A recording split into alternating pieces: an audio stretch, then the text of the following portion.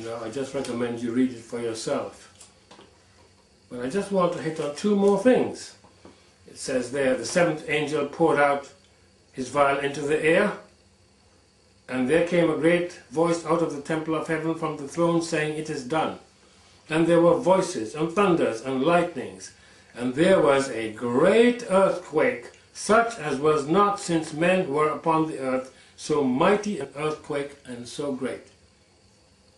You know, we have already been, saying that there were several earthquakes. But this is the mother of earthquakes. It says that Babylon falls, the great city is divided into three. Great Babylon, great city, Jerusalem, I would think, is divided into three.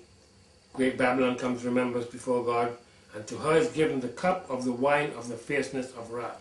Everything is poured out in 1 hour, Babylon, poof! But we are also told, and every island fled away, and the mountains were not found. So this earthquake is going to level the mountains and eliminate the islands. You know, I've been just wondering, I have no proof, but I've just been wondering whether this is going to change the earth so much that the landmass will once again be a single landmass which is surrounded by water, so that it will not be necessary to make journeys of weeks or many days anyway, to cross the Atlantic, to cross the Pacific, or by aircraft and things like that. I'm not saying there won't be ships, I'm not saying there won't be aircraft, but what I am saying is that there will be a single landmass. And I wonder if this earthquake is not pulling all the mass of the earth together and letting the water go somewhere else. Just like it says in Genesis, that the land rose up out of the water. This is just my thought about it. Anyway, and finally here in verse 21 of Revelation 16, "And there fell upon men a great hail out of heaven, every stone about the weight of a talent." That's 100 weight.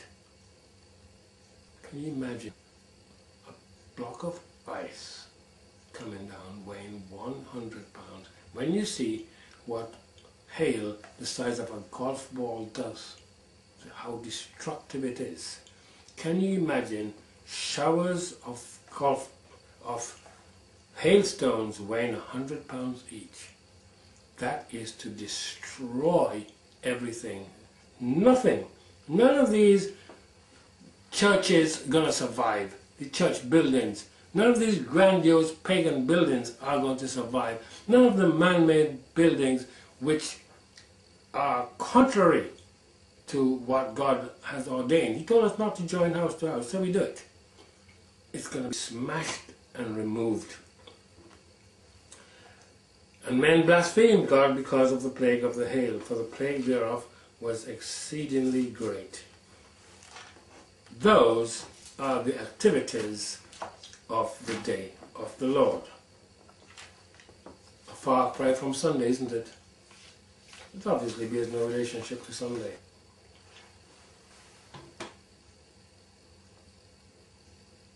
It would require a degree of foolishness to accept that the governments of the world and the various Babylonian religious systems are serving the eternal God, and that all is well in a dying world.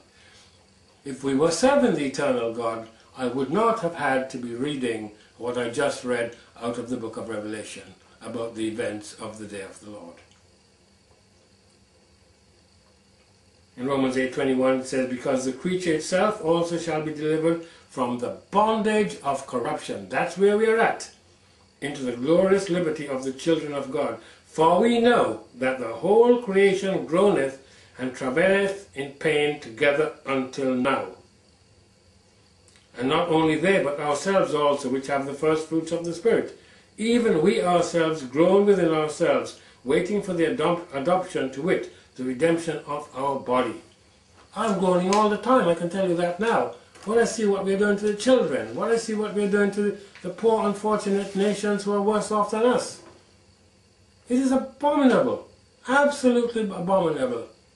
But we will pay the price, as I've said. Yeah, I've said it so many times. You know, whether you believe it or not, the Bible has said, and our Rhema has said, we're going to shortly see these events unfold on the planet. They're as sure as tomorrow's sunrise, whether you see it or not.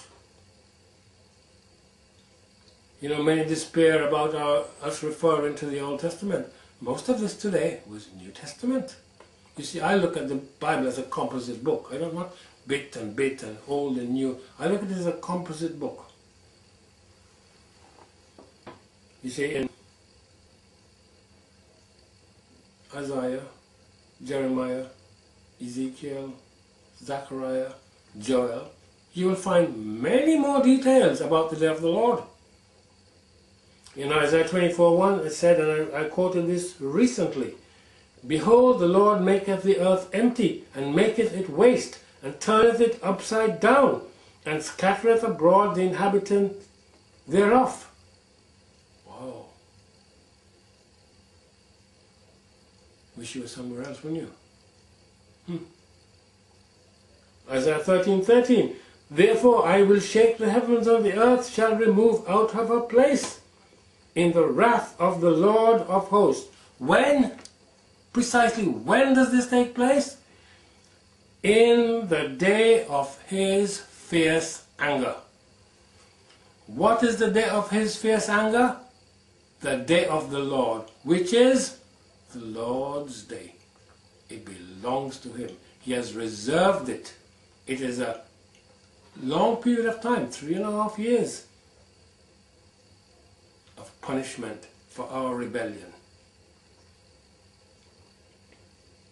This is all because we chose to serve Satan and ourselves rather than the Most High God.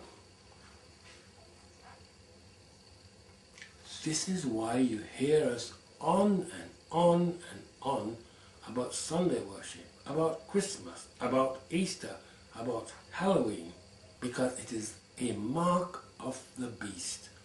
And surely anybody in their right mind would not want to go through the events that I just read to you. And as I said,